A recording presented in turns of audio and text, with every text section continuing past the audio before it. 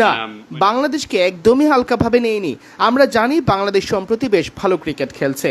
ভেবেছিলাম আমাদের জন্য গতি ভালো হবে। আমার মনে হয় রিলি মেরেডিথ আজ বেশ ভালো বল করেছে। অবশ্যই শূন্য রানে 3 উইকেট হারানোর প্রভাব পড়েছে। যখন আপনি শূন্য রানে 3 উইকেট হারিয়ে ফেলবেন, সেখান থেকে ঘুরে দাঁড়ানোটা অবশ্যই কঠিন। তবুও আমরা ভালোভাবে লড়াই চালিয়ে গেছি, ভালো কিছু জুটি গড়েছি। মার্নাস এবং জাভিয়ের দুর্দান্ত ছিল, আমাদের একটা সংগ্রহ এনে দিয়েছিল, যা আশা করেছিলাম ডিফেন্ড করতে পারবো, তবে পারিনি। আসলে আপনি চাইবেন আরও ভালো শুরু পেতে। অবশ্যই বাংলাদেশ হাই ক্লাস বোলিং করেছে, আমরা এখান থেকে ঘুরে দাঁড়ানোর উপায় খুঁজছি। High class from Bangladesh, and we're just trying to work out a way forward. I think these wickets. পাকিস্তানের যেমন উইকেটে আমরা খেলেছি তার চাইতে এখানকার উইকেট বেশ ভিন্ন। উপমহাদেশে এমন বাউন্সি উইকেট দেখে বেশ ভালো লাগছে, এখানে এসে এমন উইকেট দেখে ভালো লাগছে। এখন পর্যন্ত বেশ ভালো সিরিজ হয়েছে, দারুণ প্রতিদ্বন্দ্বিতা হচ্ছে, ভালো উইকেটে খেলা হচ্ছে। Competitive. I think the wickets have been good.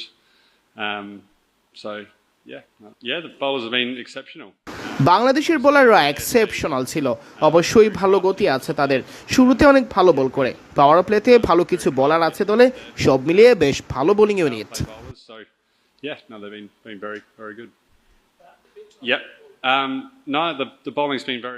বাংলাদেশের বোলিং অনেক ভালো হচ্ছে, তারা আমাদেরকে সব জায়গায় আউট ক্লাস করে দিচ্ছে। আমরাও বোলিংটা ভালোই করছি, কেবল আমাদের কোনো ব্যাটার বড় রান করতে পারছে না। 2 ম্যাচেই আমরা এমন কোনো রান তুলতে পারিনি যা ডিফেন্ড করা যায়, তাই সেভাবে ডিফেন্ডও করতে পারছি না।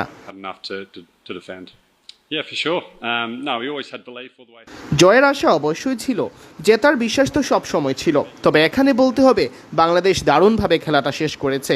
আর কয়েকটি উইকেট নিতে পারলেই আমরা সেরা হতে পারতাম, তবে বাংলাদেশ ভালোভাবেই খেলাটা শেষ করেছে।